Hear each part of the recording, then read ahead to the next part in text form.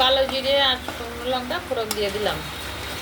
দেওয়ার পরে এখন কী করবো বলো তো বন্ধুরা, এই দেখো বেগুনগুলো দিয়ে দিলাম।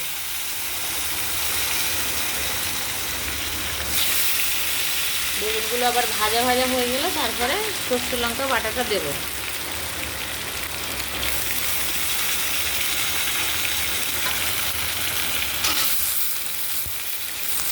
দুটো কাঁচা লঙ্কাও দিয়ে দিলাম।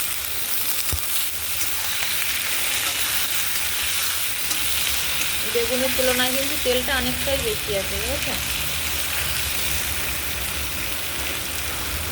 রান্না সেরকম মেনু করিনি আজকে, শুধু একটা তরকারি করেছি আর ডিম ভেজেছিলাম। এটাই হচ্ছে রান্না। দেখো বেগুনগুলো বেশ সুন্দর করে ভাজা হবে। দেখো সুন্দর করে কিন্তু বেগুনটা ভাজা করে নেবো এখন। আর এইদিকে হচ্ছে এই দেখো এটা ভাজা করে তুলে নিয়েছি, এই মাছগুলো ইলিশ মাছ এই দিয়ে আর এইটা দিয়ে ঝাল হবে এখন সুন্দর করে। তো চলো বন্ধুরা এখন ভাজা করে নিই, তারপর আসছি আবার।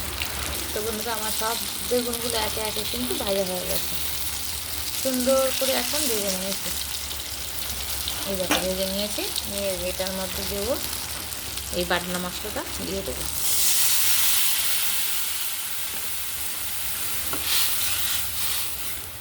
মশলাটা দিয়ে দিয়েছি আর কিন্তু এখন জল দেব না, এটার মধ্যে বেশ স্বাদ মতো নুন দিয়ে দিলাম। এবারে সুন্দর করে ফুটে উঠলে মাছগুলো দিয়ে দেবো। এই দেখো এই মাছগুলো এখন দিয়ে দেবো। এখন কিন্তু এই ঝোলটা ফোটার অপেক্ষায় সুন্দর করে এখন ফুটিয়ে নেব। ফুটিয়ে নিয়ে ঝোল যখন গাঢ় হয়ে আসবে তারপরে কিন্তু এইটা দিয়ে দেবো। এইটা হেভি টেস্ট হবে। নামানোর আগে একটু কাঁচা সর্ষের তেল ছড়িয়ে দেবো, তারপরে দেখতে পাবে গরম গরম ভাতের সাথে কত টেস্টি লাগে খেতে। প্রচুর টেস্টি হয় এই তরকারি এভাবেই রান্না করলে।